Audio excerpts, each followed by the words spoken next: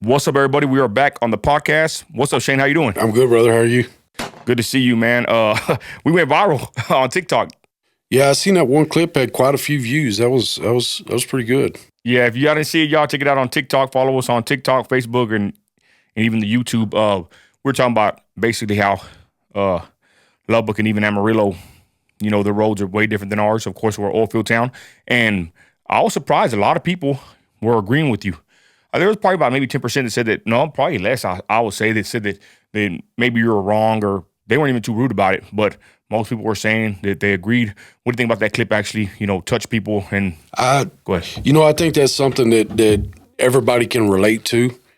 You know, when you're driving, especially if you're from here or have worked here very long, driving around, it's such a pain in the ass. It's you waste twice as much time as you need to. If you're in one of those other locales, I mean, you're in your spot 15, 20 minutes, grab your dinner, get back to the house. Over here, you know, it's going to take you longer to get to dinner than it is to eat dinner. Sometimes it ain't even worth it, Shane. Sometimes my wife will say, hey, they forgot your fries or something at Chick-fil-A. I'm like, man, forget it. I don't even want it. Yeah. So anyways, let's get right into it, bro. So P. Diddy got arrested. Yeah. We'll do a couple quick topics. And they say that recently, I think yesterday, I made a TikTok, kind of went viral, that Pink and Usher, they erased their whole Twitter feed. And to be honest, I think that's pretty interesting, but the rumors have come up that has maybe something to do with it.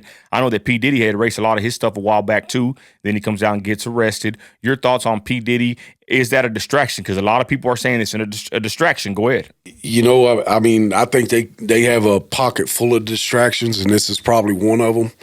At any given moment. I mean, you see they first searched his homes in May. So, you know, they got a lot of things percolating that they can just throw out, bring out whenever they need to. Kind of similar, not only in circumstance, but in timings. Timing was the same stuff with the Epstein deal. It's another coincidence, if you believe in those, that he's being housed in the same correctional facility as Epstein was. Oh, he's at the same one? Yeah, I imagine they're going to give him an opportunity to either plead guilty and go on down the road quietly, or, you know, he can do what Epstein did.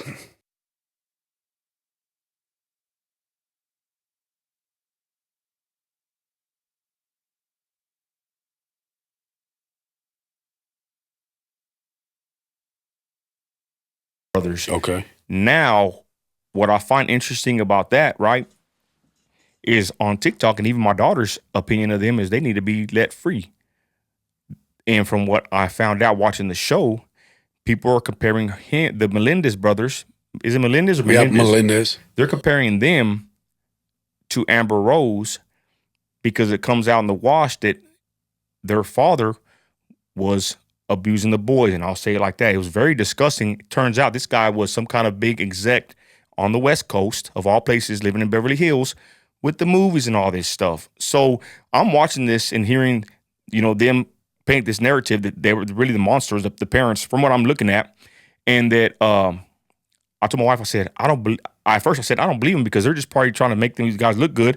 I said, but then my wife said, yeah, but he was in Hollywood. So right there, I said, that's what they do over there. Because as a father, you know, I don't even let my kids go outside at a certain time. Right. I can never see a father hurting their children. I'm saying like that on YouTube, but I can never see a father doing so, even though this does happen, and more often than not in places like Hollywood or parts of California. Again, it can happen anywhere, but their father was actually a big time executive in some company, and he was in the movie business. Your thoughts about them, bro? I don't know if you've even seen this show, but I haven't seen that show. We may check it out at the house. But when I think about that, and for these things to be being said so late after the fact, plus the source, Netflix, you know, that's a big part of big tech, mainstream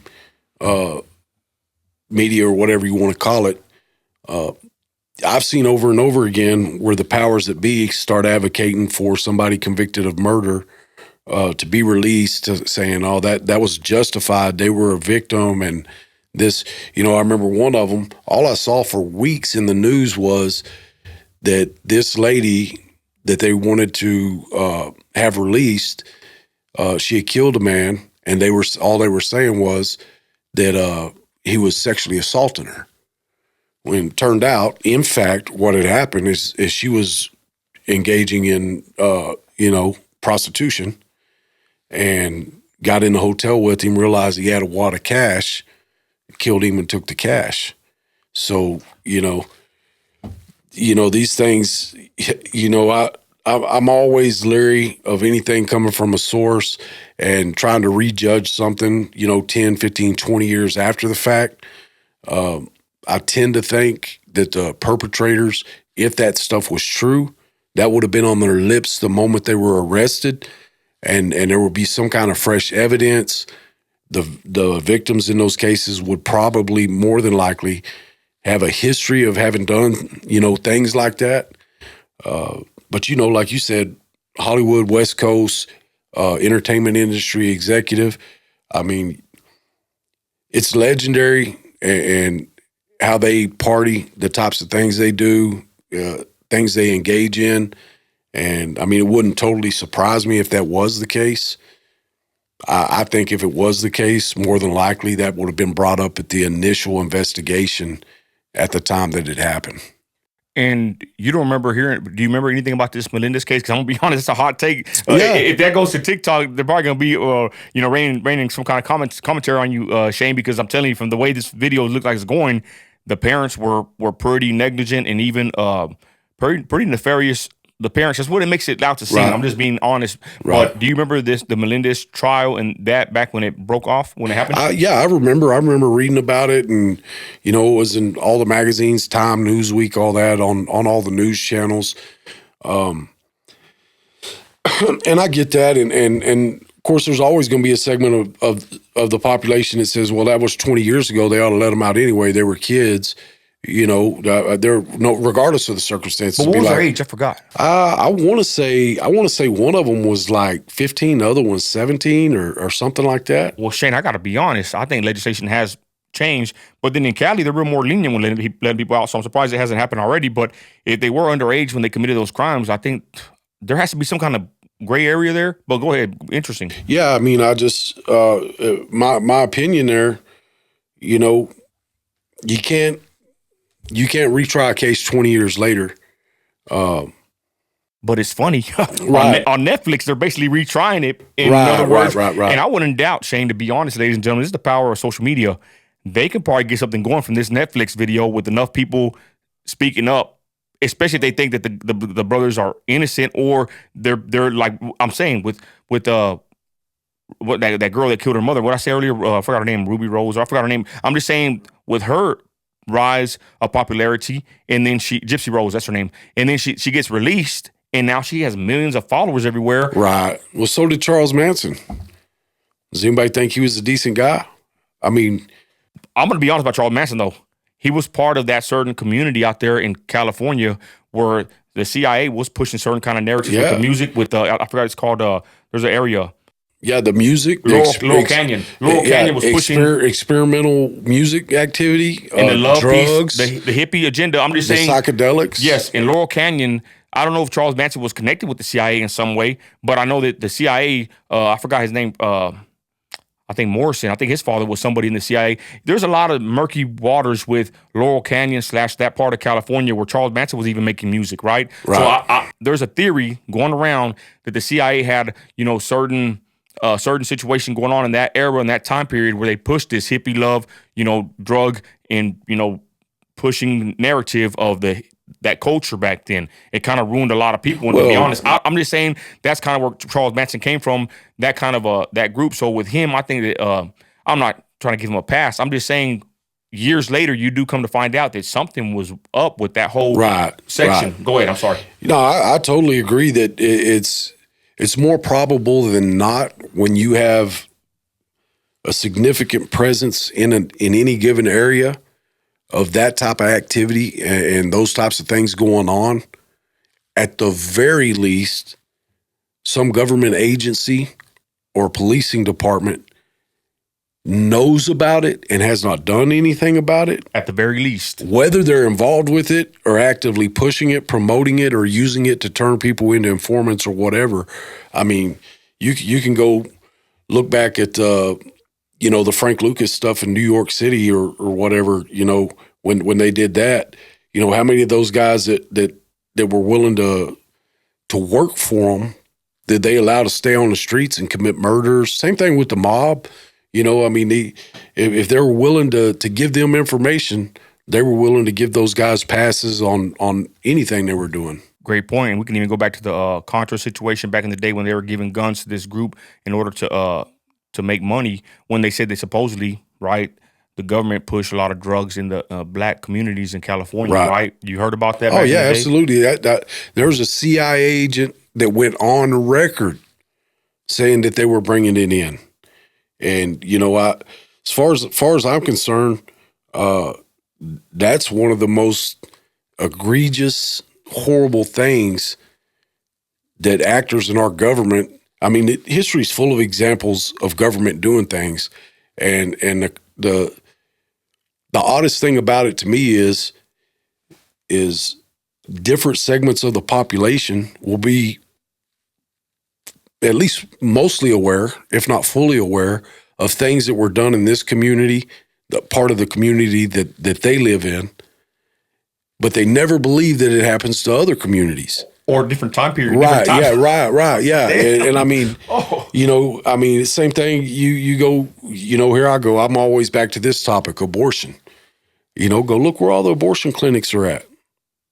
See what they're doing. Where do they spend this money?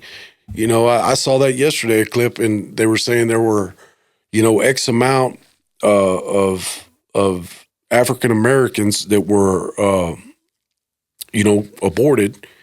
And another person commented and said, well, yeah, but they're not just targeting us. Go look how many, there's more white people have had abortions over the last 30 years. Well, there's a lot more white people in the country. Yeah, so that stands to reason. But generally, as far as targeting, they set these abortion clinics up in black neighborhoods, densely populated areas. And most of those people are, like we say, they get abortions. They're also coming from areas where there's no father in the home. No telling what the circumstances are of the mother. If she is a good mom that's working, trying to do the best she can with the kids she's got in the house, she don't have a lot of time to oversee them.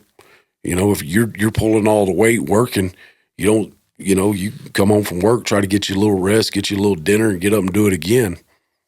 Yeah, and then the way even like the Medicare, Medicaid, however that works, right? They incentivize people and families to not have the man in the house. Oh yeah, absolutely. Because they'll pay you more money if there's less income out the house. It's just it's a rat trap, But anyways, back to what I was saying, it's just there's a lot of things. I'm glad you said that we think that people back then are getting duped and they didn't even know about it. How about today in this day and age? Now let's go ahead and segue back to Midland. I want to kind of get the viral topics out of the way.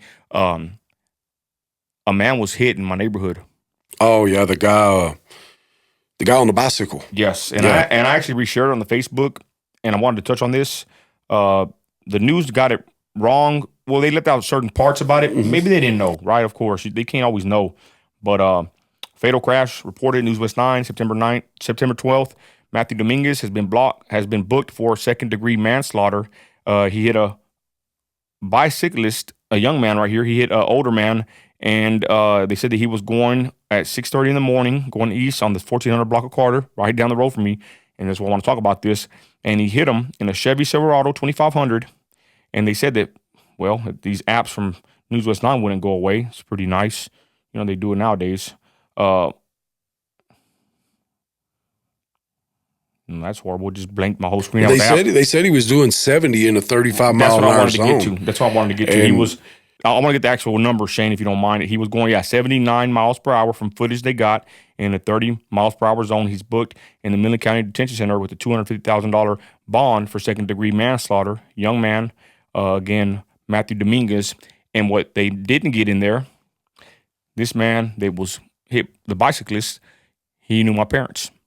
We've been in this area. My father's been here probably about 60 to 50 to 70 years. Probably my parents have been here. I've been here going on 40.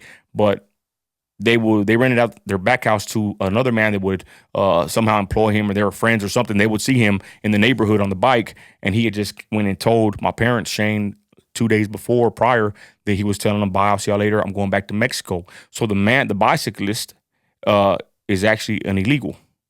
He's not from here. I'm not trying to say that's his life's worth anything less, but it's the sad thing is he was going back to Mexico this Friday, and he got hit. I think it was a Monday. I forgot the exact day. He got hit a couple of days before he was fixing to leave. So he gets hit on Carter. I told you earlier, all I hear, me and my wife the other night, we just hear cars just racing back and forth in the south side. They're going at least 50 to 100 miles an hour, Shane. Where are the police? Yeah. But, go ahead. Yeah. The first things that come out to me about that is, like you said, I have no less sympathy for him, whatever his immigration status or whatever it is. And the fact that he was going back a couple of days, or was planning on going back, that's what a couple of days into the future. There's somebody he was going back to, and they're not, so they're not going. She's not going to see her father. His mom's not going to get to see her son, and that's horrible. The other thing that speaks to is this: I find it ironic, maybe sad, that I see so many things going on with police departments. I can't paint the Midland Police Department with this brush because I'm not that aware of these types of instances. But I see so much going on in other places with police departments going and escorting the FBI to search people's houses because they made a post on Facebook, or running security for school boards and arresting people for speaking over 30 seconds over their time. Or, just I see so much enforcement of ridiculous stuff that when you bring up the point about where are the police at, well, I can promise you where they're not at 6 o'clock in the morning or 3 o'clock in the morning is not on Carter Street, Midland, Texas. They're not going to be over here on the south side, the east side, wherever they're at, I guess they have assigned patrol areas or whatever. But in this day, again, not a remark on the Midland Police Department because I don't know the details or intricacies of how they do their patrols or whatnot. I hadn't looked into any of that. But as a rule, in this day and age, you can be certain that if your neighbor who got a bone to pick with you hears you and your wife arguing a little bit loudly and calls them and says something, they're going to be knocking on your door. Or if your other neighbor that's an Eagles fan calls the law and says, hey, they're playing loud music, on Saturday night or Sunday night, the law is going to come knock on your door.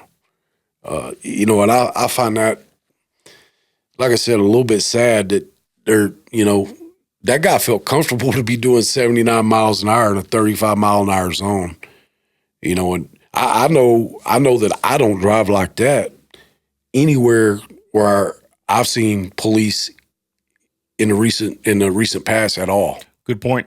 My wife hates when I drive. She usually drives around town. I'm so tired of driving. I'm a trucker, but I never speed. I'll always watch every speed limit sign, not because, I want to be safe, of course, but because I'm a trucker and I already know I got to watch every speed limit sign or change. Because if I'm in that truck and they pull me over, that's going to affect my family if I get a ticket. Right. You know what I'm saying? It's very, Absolutely. When you're a professional driver, that affects you, when you're at work and even when you're at the house, because when you're, on personal time, that also affects your CDL. If you get a ticket in your personal vehicle, that goes on your record. That's how it works. So my wife can't stand when I'm driving because I'm making sure I'm not speeding whatsoever.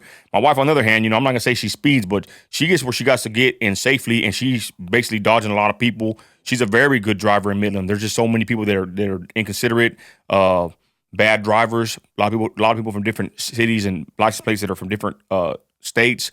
So my wife is a very seasoned driver. She's very good. She's one of the best drivers I've ever come across in my life. She's a very good driver. But anyways, like I said, that guy going that fast on that road, and then I'm laying in bed, and me and my wife will hear them throughout the whole city doing it. I go to work at 2 a.m, and there's a bar right there.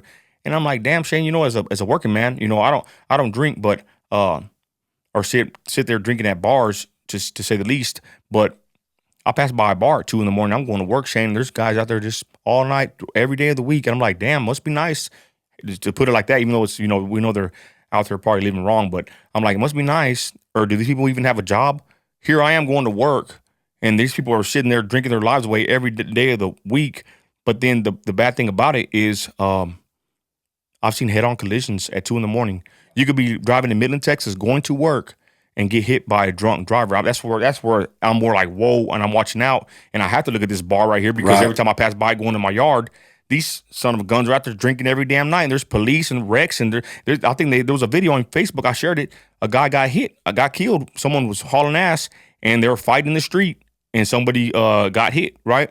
But I said to say this. I don't know what's happening in my city with the police.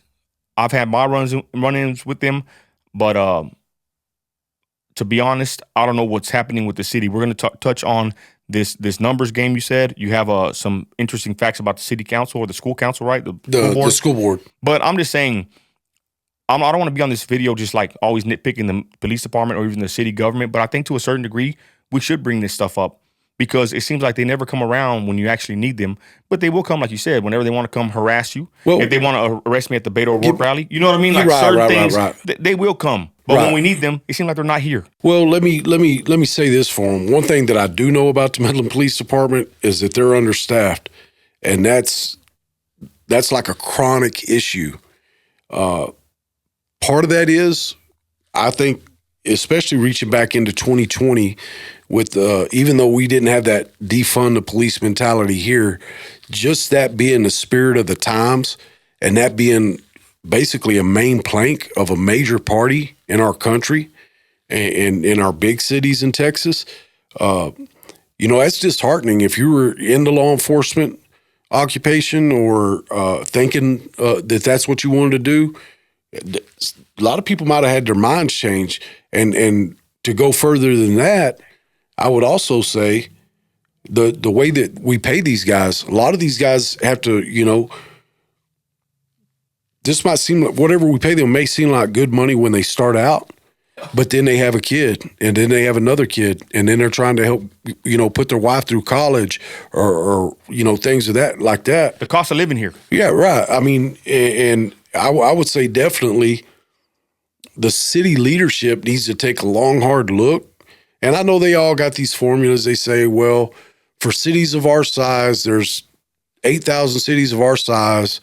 They have X amount of police officers. The average pay is this. So we're going to go with the average pay plus 5% or 7% or something like that.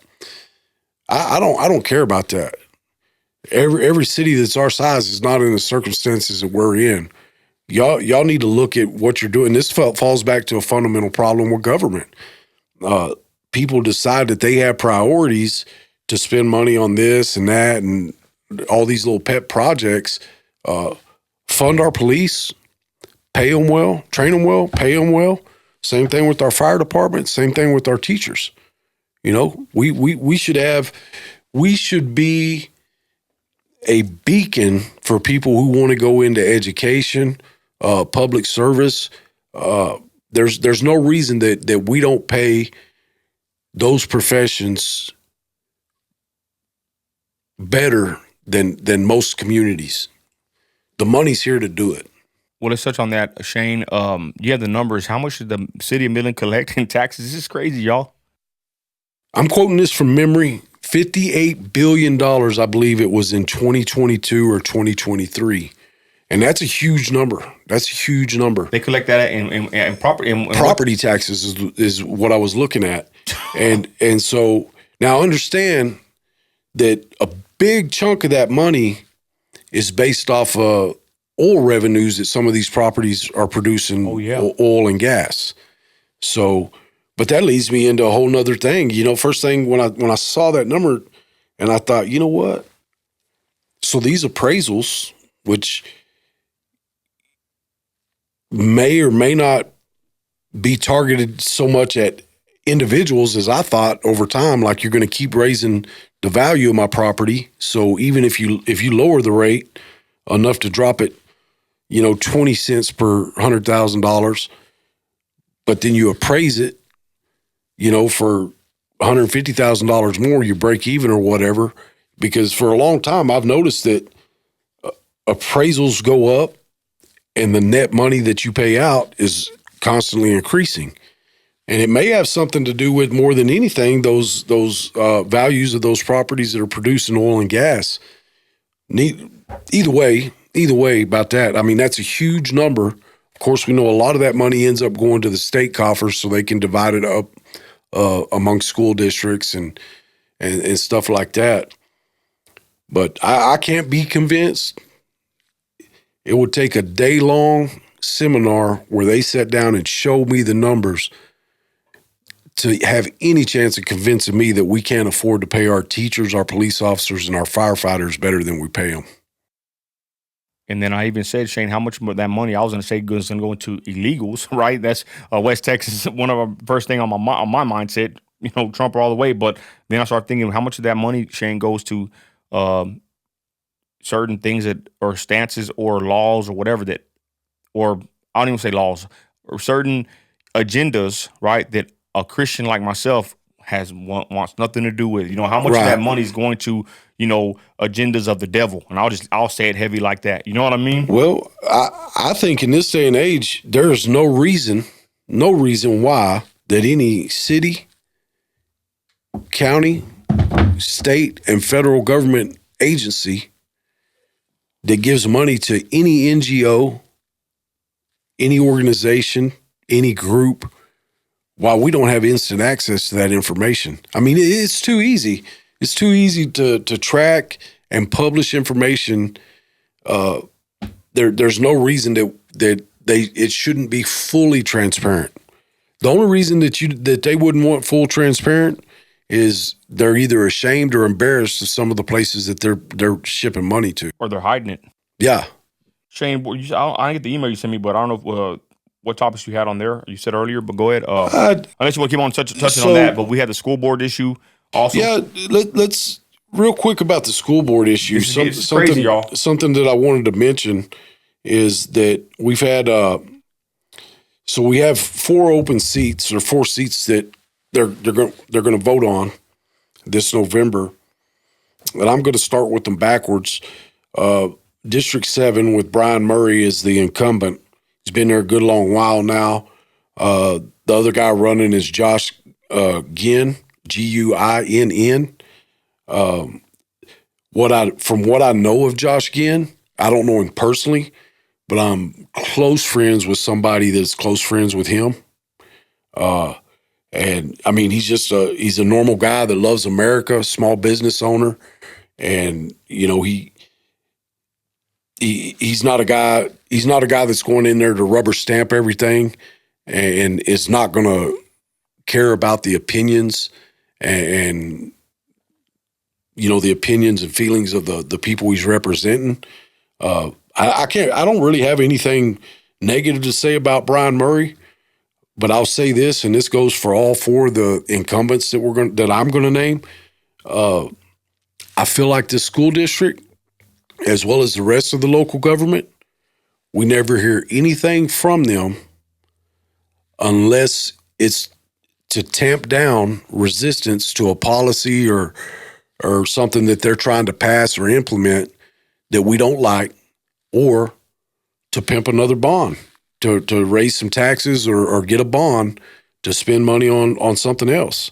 And while we can have these arguments all day about the need for new schools or a new high school, update what we have, this and that, all of that is probably absolutely true, right? Because the city's grown tremendously in the last 40 years. Myself, I always fall back to this. I would not vote for another penny in revenue for leadership that has failed us so miserably and so poorly managed the resources that have been entrusted to them over the last couple of decades. To finish up on those school board, I'll just run through them real quick. Yeah, go ahead. This is very important. So you have Matt Freeze, and I believe he's the incumbent. And I know that his family says Merry Christmas. and I'll make a point after this. This is good. This is going to sound a little bit flippant as I go through this. And Miss Staten that's running against him, I could not find any information or anything about her. What district is that? For District 4. Okay. In District 2, we got Robert Marquez, another guy that's been there a long time. You know, if you're great with the status quo and them, you know, pushing the papers around and just quietly going about the progression of whatever they're doing. I guess that's your guy. The other thing, you know, his opponent, Angel Hernandez, I could not find any information about him either, but I know he hasn't been in there. And, you know, I'm almost at a point where I would blindly reach out and take the first person I could touch as to have an incumbent that has no record of transparency and engagement with their constituents. And that race is in District 2. District 1, we got Michael Booker, who's a Marine from Midland. I know he loves America. He's a family man from Midland, went to school in Midland. We have Denise Norman, that her family, I know that they're business owners. I think, just my opinion here, they have a little bit of a conservative streak and a little bit maybe socially liberal. Nothing really. The Normans? Yeah, I couldn't really, you know, this is just the outsider, you know, looking in. People go about their lives and they're trying to successfully run a business or whatever. I'm a little bit confused if it's a good idea to have somebody on the school district when their husband had been part of the city council. I mean, but other than that, I mean, as far as something bad, I don't know anything bad about Denise or her family or anything like that. So they do have a third opponent in that race. Who's that? And that is, I can't remember his first name, but it's Ratliff. Courtney Ratliff. I'm going to say it's weird. Hell no. I stand adamantly against Courtney Ratliff. He is the head of the Basin. Well, let me make my words clear. Well, he's very involved in the Basin Pride. This man, I don't know if I'm going on him. This guy is a strong proponent of that push in Midland, and I'll leave it like that on YouTube. This guy was a part of the Lehigh name change. He promised to put some money into it. He lied about that. This guy right here is, I call him and Heather Bredemus, the Wolves of Midland. I will never support them. I do not like them. And I know he is running for District 1, and that is boiling my blood even talking about the guy. He has a podcast, and these guys push, you know, I would say things that are opposed to Christianity in 2024. Well, Christianity in general, so I got to say it like that, and conservatism and people that are of that cloth in 2024 in Midland. I'm going to leave it like that on here, and I'm going to say this. I'm a Booker fan, all right? He's one of our guys. That's how I look at it. Even though he probably wasn't strong on certain stances that we want him to be, but I think he has come through when we needed him the most, and I like the guy, ex-Marine, and I think he's done a good job, and I think he would do a good job. My vote is for Booker on District 1, but go ahead. Sorry for... Well, I would have to agree that chiefly the main thing to me as a public servant, Michael Booker has integrity. I know that for a fact. I believe that 100%. But as to that last candidate, Courtney Ratliff, my description was just pretty cut and dried. I mean, he's a BLM, LGBTQ activist teacher, and maybe that's your guy. If you think that those issues are what the school district should be prioritizing, then you know, it is what it is. With that, y'all, we'll leave it at that. I got you. I don't want to say any more on here, but you know how it is, Shane. Okay, so let's talk about it real quick, though. Besides knowing, you know, old Ratliff, that name fits him pretty good. Besides knowing what his stance is, because he's been so vocal in the city, were you able to tell anything about these candidates? Because I think you said earlier that you want to know what their stances are, because I think we should know what they believe in for the most part. Go ahead, Shane. So I said a minute ago that this was going to sound really flippant as I just run through here with these names. And the reason why is it's incredibly maybe difficult to find any information or anything just, you know, on social media really, or the local news. Big failure on the local news. They never go ask anybody, any of these people, any questions except for when the local news was helping push the change the Lee name. They have an agenda. But, we do. So other than finding out as you go along after you elect them, there's no way to know this. And they run on, it's been, I guess, tradition, or I don't know if it's a rule or what, but at the very least, it's been a tradition that they run without party affiliations or anything of that nature. And I could really care less if someone's a Republican or a Democrat. If they're about focusing on improving education, compensating our teachers better, but keeping activism out of our schools, I'm all about it. That's who I would support. And I think that we ought to be having these questions asked. There ought to be a spot where the local media is not just asking this, but asking it in a forum and announcing their answers. I can't think of any reason why, if 20% or 15% of the public is going to go vote on these school board elections, they ought to at least be informed as to how somebody is, how free somebody is with money, monetary policies, social policies, what their priorities would be as a school board member. Are they, like I said, a rubber stamp? Whatever it is, whatever the Texas Association of School Boards wants us to do, that's what we're going to do. I mean, because we got enough of those people, and that's why everything but improving the kids' educations and their facilities, paying the teachers better. Those are the things that get to me. I don't know if I agree with not knowing or caring who's in that position, Republican or Democrat. I would say I don't know too much if I would agree or not, because to be honest, now you can call yourself a Democrat or Republican, and it really don't even matter. I wish I did know though, right? Right, but I would rather know the answers to those questions. You actually just proved my point. I know what you're saying because you identify yourself a certain way, and you think that is a standard. Right, that's a standard. But let me just give you a clue here. This is Midland County, Texas. We haven't elected a Democrat in 40 years. But we sure been governed like Democrats, almost to the point of socialism. Damn, Shane, damn, yeah. So there's no point in it. They can call themselves whatever they want to, but what they stand for and what they'll stand behind, that's what matters to me. I mean, the Cheneys, the Bushes, all of these people, they're good examples of people that call themselves Republicans, but they're more about their pocketbook and looking out for their buddies and their families than they are about our state or our nation. Damn, Shane, you got me on that one. You're right. Good point about Midland. It's ran like a liberal city at this point. Very sad to say the least. But thanks for that good breakdown or at least announcing and knowing who these candidates are that are running for these positions. Hopefully we can get some on here or at least do more coverage on that. When is that? Oh, yeah. That's in November, right? Yeah, it should be. Yeah. I'm going to try to do my best to kind of cover that more because that's very important.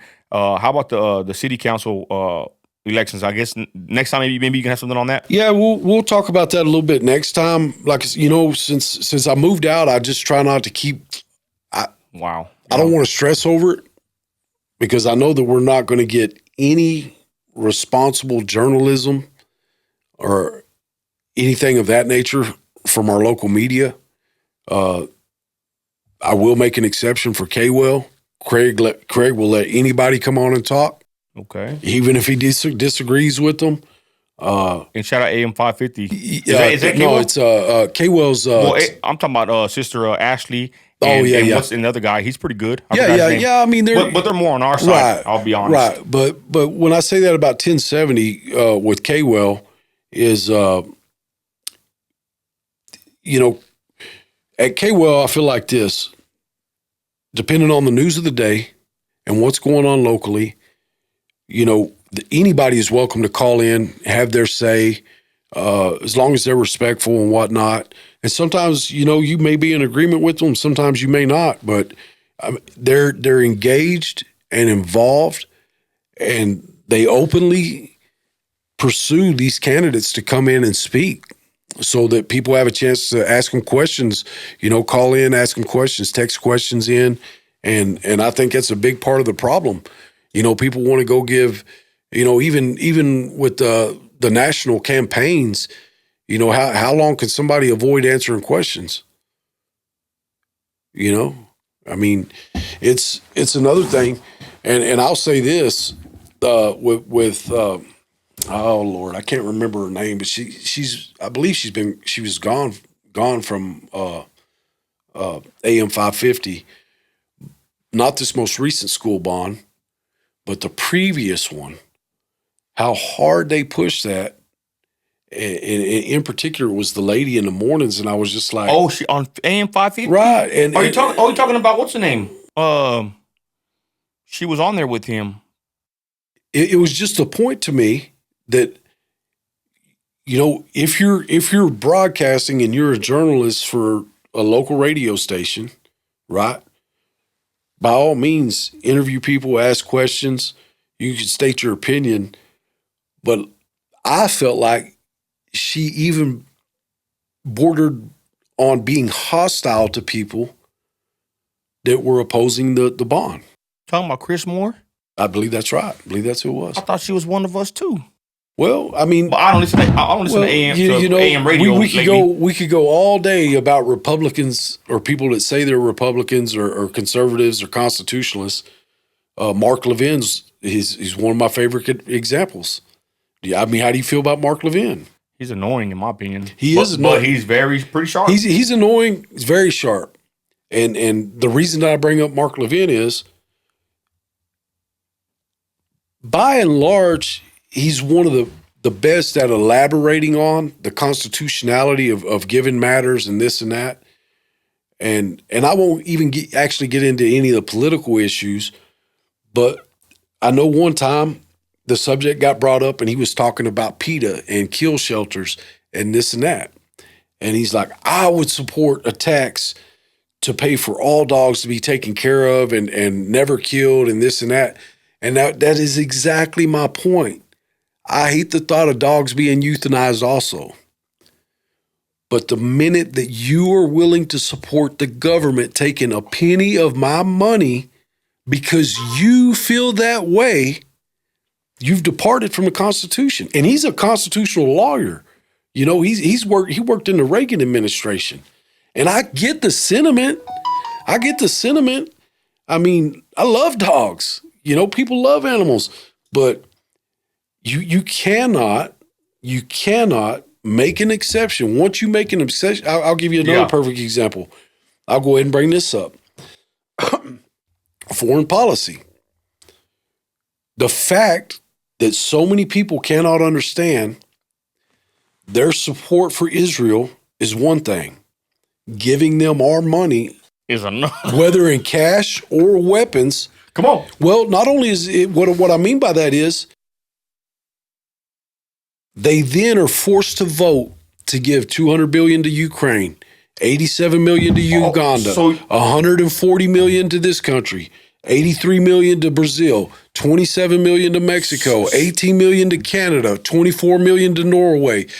Everything that follows is because they cannot understand that once you say we can take your money and give it to Israel because Israel deserves it, or whatever the reason, whatever their thinking is, it's as simple as that. Well, I would say it's a slippery slope. Yeah, always. Good point. I didn't think about that. Shane. Right when you open up to on this one or this cause, those Republicans, it's the same thing. A bunch of these so-called Republicans, they are willing to fund governments that are in bed with drug cartels in other countries so that Israel can get their money. They're willing to fund Ukraine, probably the single most corrupt nation in the world right now, where we send $200 billion, 20% of it gets used in a war effort, something like that. The rest of it, we don't have any idea where any of it goes, but they'll support any amount of money to any other country in the world, as long as their country that they feel like they should contribute to gets their money. And it's convenient for them. It's convenient for all of the politicians. And this is why, this brings me one more point real quick. This is the only real power that the U.S. House of Representatives have, is the power of that purse.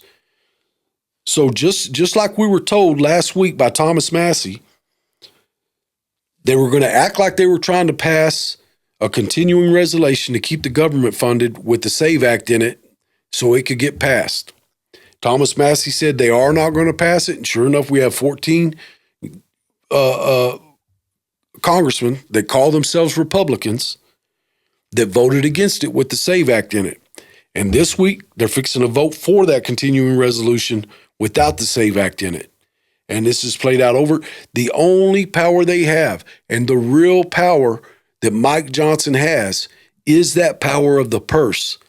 That was designed for this very situation, for the circumstances that we find ourselves in now, where that's the house of the people. The Senate is one thing. The presidency is another thing. The House of Representatives should be the last bulwark when they say nobody approves of Congress because we keep funding all this insanity. That is the power to put a stop to it. The money. You can't do any of it without the money. So all the things, and I don't even care what side of the political spectrum anybody who's listening might fall on, they're not happy with everything the government does. But that's how they keep doing everything that all of us are unhappy with, is they keep funding. They just keep funding. And they act like it's a cardinal sin, or it's going to destroy the country if they don't pass a continuing resolution. One thing I will tell you, if they do refuse to pass a continuing resolution, that's how you get stuff done. You want term limits? Attach that to the next spending bill, the next budget. Shane, next segment. I'm glad I thought about this. They had downtown Midland. They come closer and closer. This is part of Courtney Ratliff's little push.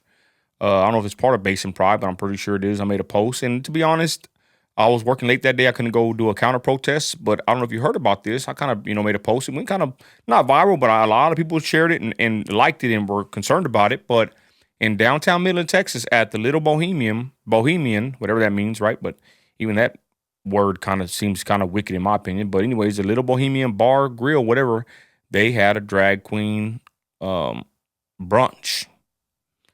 And I wanted to see what your thoughts are about that. I actually spoke to the owner, but it's downtown Midland, Texas. They're coming more and more closer to the city. The last time we kind of got into it with them when they were doing trying to do some kind of a drag queen story time or some kind of an event at a store, and the Christians got involved. Nobody got involved in this one. My wife passed by and filmed. I got off kind of late. Like I said, it was windy. And I just said, you know what, Shane? I'm tired of being the only one always going out there. If nobody else wants to go, why should I go? That's just how I kind of thought. I'm going to be honest. But I spoke to the owner. Next time they do that, I'm going to go, even if I have to go alone. But this time, I didn't go. I said, I'm not going to be the one constantly going out there. And like my wife said, the police probably going to end up arresting you if you go out there and counter protest, even on the public sidewalk. Your thoughts on the Little Bohemian restaurant having drag time brunch hour? I think it's a little odd that they would do brunch. I'm assuming that it was probably on a weekend since they were doing brunch. I want to say it was on. But in any case, morally, I think that's a little far out there, to say the least. Saturday, sorry. Okay, so my issue with that would be, why at a restaurant, unless people don't bring their kids there, right? Why would you do it at a restaurant? Now, the owner's more than welcome to do whatever. It's private business. That's his deal. I would never knock him if he thinks that's the best thing for his business and that's what he wants to do, and he's successful or whatever. That's his deal. But let me state this: I'm not speaking from a moral standpoint. Fair enough. I'm going to speak what I think is a common man's opinion. By and large, I don't care what two adults do in the privacy of their own home, in an adult venue where children are not present. And I don't believe the government has a right to legislate their behavior of what they do in private or what they do at home.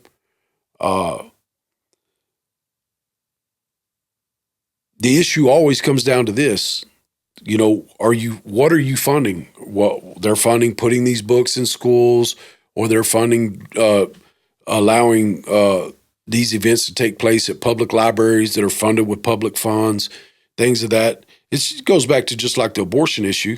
I would never support abortion. Pray and hope that my daughter never decides to do that under any circumstances. But absolutely, I can say with 100% confidence, the government has no right to take one penny of my money to give to any organization that's involved with promoting or performing abortions. I think that's fair and reasonable. A woman wants to get an abortion and she can pay for it, or somebody else wants to help her pay for it. I'm not going to say they should lock her in jail. That's going to be between her and God. I do believe there will be a day of reckoning for everybody for what they do. And here's the thing. So this is the way I view myself. I'm comfortable being myself. I'm comfortable with you being yourself. Now, in society, there are things that we don't do in public. I don't fill all up on my wife and make out with my wife in public because I don't think that's a decent thing to do. You never know where kids are going to be. You never know where things are going to be going on, whatnot. But it comes down to this. I said this before, Nino, that all rights devolve on the individual. And when you look at that, all of us have these same rights. It doesn't matter if you're gay. It doesn't matter what religion you are, what color you are, or anything else. We have the same rights. That's what the Constitution gives us. True. I'll say a funny point. I saw one the other day, Charleston White was saying, the white American man is our only ally because he will unite with us behind our constitutional rights. And so what I'll say is the average man in America that understands what that Constitution means and the freedoms that it gives us, we will unite. And that is why we see all these crazy issues, especially from the mainstream media and even government agencies, and who they choose to persecute and who they choose to promote. The purpose for a lot of that is it's intentional, and it's intentionally to divide us over issues that don't matter. Because I can promise you the issues that matter is, where's all the money going? What are they doing at the border? They made that big deal about black jobs, white jobs, whatever. I'll tell you what jobs they're taking. Taking truck driving jobs. They're taking Tyson chicken factory jobs. Yep. They're taking Hyundai factory jobs in Alabama. They're taking Toyota factory jobs in Texas. They're taking HVAC jobs, construction jobs, plumbing jobs. It's pretty simple to me. They want us so upset about all these peripheral issues that we continue to look past the issues that matter, what they're doing with our money, what they're allowing to come across that border, and the reasons that they're doing it. It's a sad thing to see. People will get so upset over a few words uttered like that in a debate, or they'll act like they're upset.